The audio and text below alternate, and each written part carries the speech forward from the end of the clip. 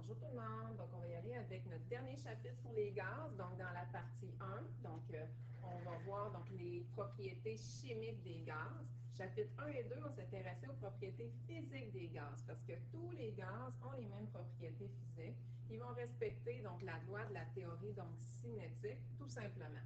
Mais à savoir que dans la section 3.1, on va voir que chaque gaz a leur propre façon chimiquement donc, de réagir.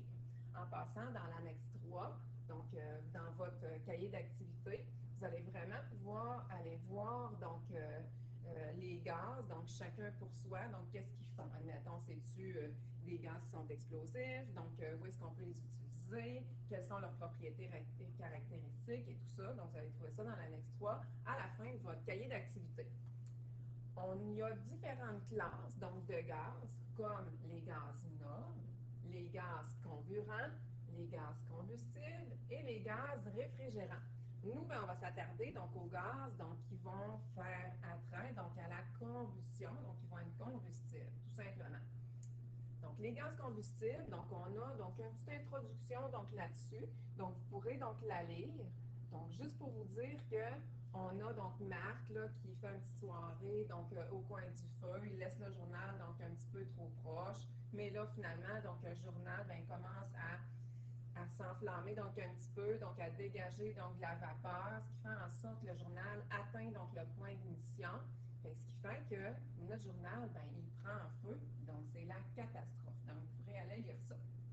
On nous dit, ici, un feu d'histoire est écrivé historique sur la combustion. Donc, on sait qu'autrefois, on pensait que c'était Zeus là, qui permettait donc, aux substances donc, de brûler. C'est Zeus qui possédait donc, le feu parce que c'était le dieu des orages, donc tout simplement le dieu du feu. Mais il y a différents scientifiques donc, qui ont travaillé donc, là-dessus. Donc, on va aller se passer super vite. Donc, au début, donc, il y a Aristote. Il pensait que toute matière donc, se compose de terre, d'un peu d'air, de feu et d'eau. Bien sûr, les substances qui brûlent sont composées en partie donc, de feu.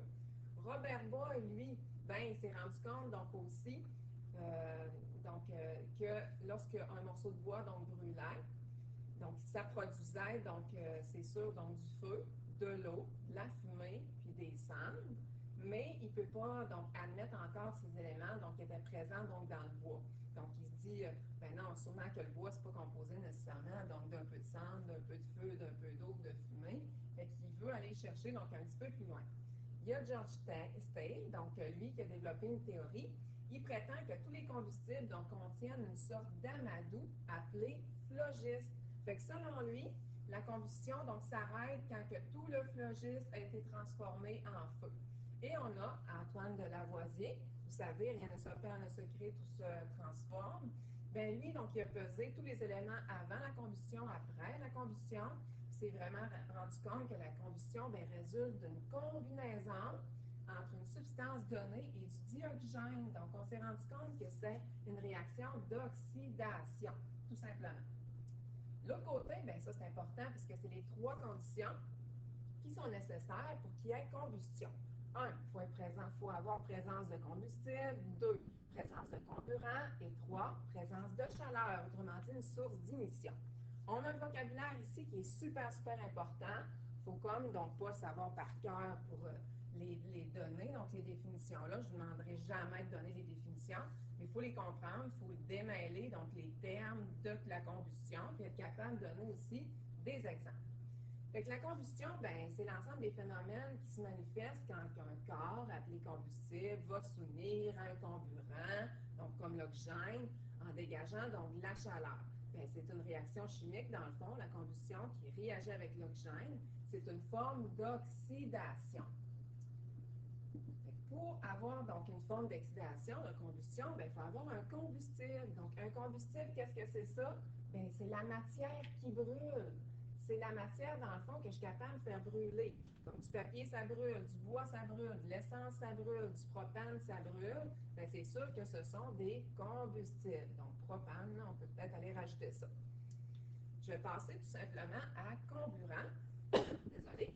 Un comburant, c'est la substance qui réagit avec le combustible, qui va permettre finalement donc la combustion.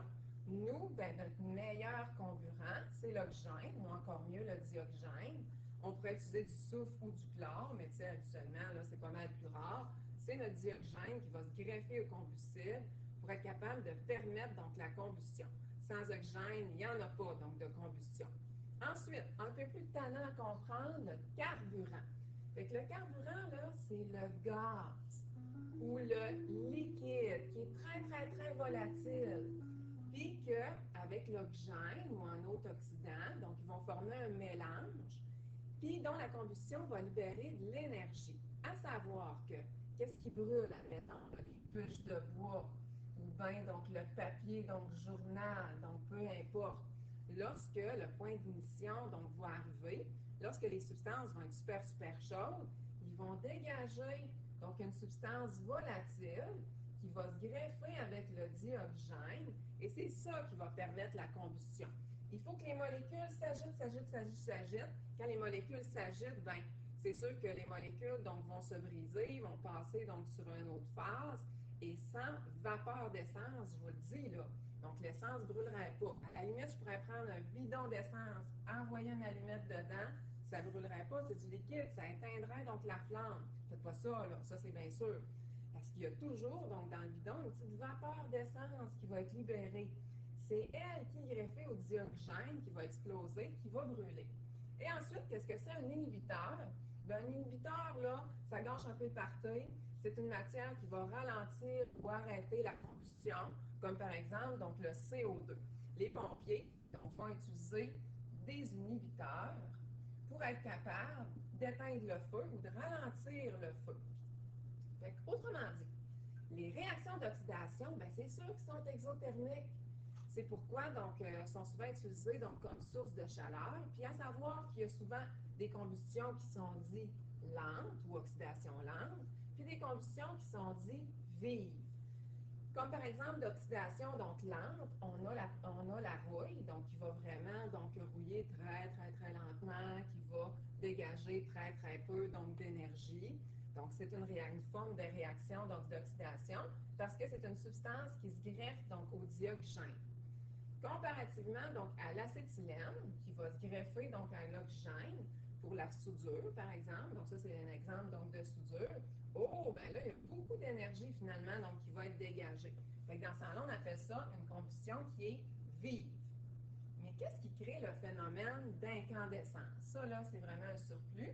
Comment ça se fait qu'une flamme, ça dégage de la lumière? On le sait, hein? Un phénomène incandescent, là, donc il y a un dégagement, donc un phénomène lumineux là, qui provient. C'est tout simplement les électrons sont tellement agités qu'ils vont passer à un niveau supérieur donc, de couche. C'est en revenant finalement donc, sur la couche initiale qu'on va avoir donc, on va avoir la perception donc, de lumière. On va tout simplement voir le phénomène d'incandescence. Triangle de feu maintenant, on l'a vu un petit peu donc, en secondaire 4. Il nous faut trois conditions pour qu'une flamme donc, se propage. Le mélange doit être porté à une température d'inflammation assez haute pour atteindre le point d'émission. La combustion doit être suffisamment exothermique pour que la température amène les vapeurs à une température d'inflammation, donc le carburant qui soit là, vraiment assez agité. Puis la propagation de la flamme se fait juste si le rapport combustible-air est parfait. On a tout déjà vu hein, d'être pas être capable d'allumer donc un feu. On tourne la clé donc, de notre poêle, on donne un petit peu plus, un petit peu moins d'oxygène, puis là, oups, ça prend. Même principe des combustions donc, de moteurs d'automobile. Si je perce les mafleurs donc d'une moto, donc par exemple, bien là, j'ai plus le bon rapport combustible-air. Fait que ça se peut que ma moto ait de la misère donc, à faire des flamèches, donc ma bougie donc allume pas, donc ça cause pas donc la combustion donc, du moteur. Fait que c'est sûr que ma moto peut arrêter. Et là, on a le triangle de feu. Pourquoi triangle? C'est parce qu'il y a trois conditions pour qu'il y ait donc combustion. Il faut absolument de la chaleur, donc un point d'émission qui soit atteint. Il me faut un comburant. Le comburant le plus utilisé, c'est le dioxygène. Puis il me faut un combustible qui soit solide, liquide ou gazeux, mais il me faut quelque chose qui brûle. Ça, c'est bien certain. Quelque chose que je sois capable d'enflammer. Fait que ça veut dire que si je n'ai pas ces trois facteurs-là, oubliez ça, donc le feu ne se propagera pas. Puis si je veux augmenter la vitesse de réaction, bien, je peux augmenter un des côtés du triangle de feu. Si je veux ralentir ou arrêter donc la vitesse, bien, je vais enlever ou abaisser donc un des côtés donc, du triangle de feu. Comme par exemple, donc, je vais utiliser donc, des inhibiteurs, donc, comme par exemple donc, les pompiers. L'ennemi donc, du feu le plus populaire, ben, c'est l'eau, hein, ça c'est sûr, le H2O. Parce que l'eau, qu'est-ce qu'elle va faire? C'est que tout simplement, elle va aller jouer du côté chaleur, donc du triangle de feu, en abaissant donc la température, donc mon point d'émission va être plus dur à atteindre. Ensuite, je peux utiliser donc de la mousse dans des extincteurs. Donc, tout simplement, lorsque c'est des feux de pétrole, de graisse et d'huile, ou est-ce que si j'utilise de l'eau, ça va me voler partout, ça va être vraiment, vraiment pire. Donc, la mousse, elle, qu'est-ce qu'elle va faire? C'est qu'elle va agir donc, sur le côté de l'oxygène, donc du triangle de feu. Elle va opérer donc par étouffement. Elle va créer donc une barrière. Elle va agir donc du côté comburant et combustible. Elle va vraiment se mettre entre les deux. Fait que, là, dans le fond, le feu, donc, puis l'oxygène ne pourrait pas se rendre donc, au combustible. Fait que le feu va arrêter. Je peux utiliser aussi les bonbonnes de CO2, surtout donc avec les feux d'équipement donc électriques, où est-ce que c'est vraiment pas une bonne idée donc d'employer donc de l'eau. Puis ben c'est sûr de la mousse là, ça serait un petit peu là, plus salaud, donc le CO2 là c'est peut-être un peu mieux. Donc il va jouer donc le CO2 sur le côté comburant, fait qu'il va empêcher l'oxygène d'entrer donc en relation avec le combustible. Il va prendre la place de l'oxygène, puis c'est un inhibiteur. On peut utiliser aussi, comme dans les extincteurs donc domestiques, la poudre chimique. C'est fait à base de potassium donc, ou bien de sodium, là, ça dépend donc des sortes. Puis qu'est-ce qu'elle va faire, cette poudre chimique-là? Bien, elle va venir annuler la réaction chimique propre à la combustion. Autrement dit, là, elle va vraiment agir sur le côté combustible. Elle va se greffer sur le combustible, puis là, ben, c'est sûr que le combustible ne sera plus accessible, ne pourra plus, donc, finalement, brûler. Fait que ça va s'immiscer à l'intérieur de la combustion. Puis elle va désactiver, donc, la réaction. Ensuite, on peut utiliser le halon. Oh, le halon est composé de CFC, de chlorofluorocarbone. Bon, on s'entend que ce n'est pas très environnemental, mais ça va être destructeur, donc un peu là, pour la couche d'ozone, mais ça va être utilisé davantage où est-ce qu'on a des gros appareils informatiques, où est-ce qu'on veut vraiment donc les protéger, on ne veut pas les inonder d'eau, on veut qu'ils soient encore donc bons après, donc on ne veut pas effacer donc nos données. Puis le halon ben, va agir du côté combustible. Il va aller vraiment s'accoler donc sur le combustible et il va empêcher la combustion. On a ici des tableaux compilatifs. On peut en trouver d'autres aussi dans nos annexes. Je pense que c'est à la page, ça de même, je ne suis pas sûre, page 411 dans notre cahier d'activité. Et le but, c'est d'aller chercher des petites connaissances générales sur les gaz combustibles, tout simplement. Fait que le but, c'est d'aller chercher un bagage de connaissances. On se revoit pour la section 3.2.